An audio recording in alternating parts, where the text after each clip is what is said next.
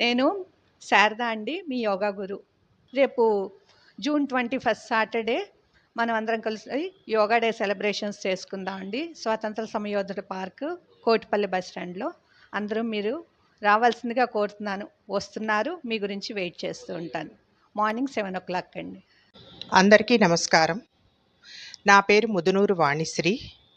తూర్పుగోదావరి జిల్లా మహిళా విభాగానికి, బ్రాహ్మణ మహిళా విభాగానికి అధ్యక్షురాలిని.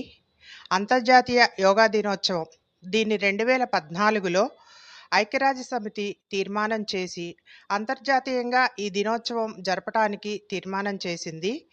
యోగా అంటేనే భారతదేశానికి సంబంధించిన ముఖ్యమైన విషయం.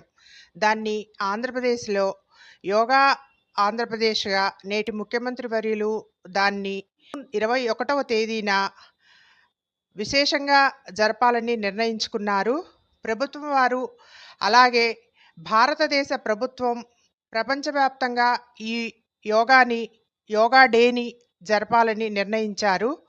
మన అందరం కూడా మన మహిళల ఆధ్వర్యంలో జూన్ 21వ తారీఖు కోటిపల్లి బస్టాండ్ ఎదురుగా గల స్వాతంత్ర సమరయోధుల పార్కులో ఈ కార్యక్రమాన్ని నిర్వహించాలి అని నిర్ణయించుకున్నాము. కనుక మన మహిళలందరూ పెద్ద ఎత్తున ఈ కార్యక్రమంలో పాల్గొని కార్యక్రమాన్ని జయప్రదం చేయవలసిందిగా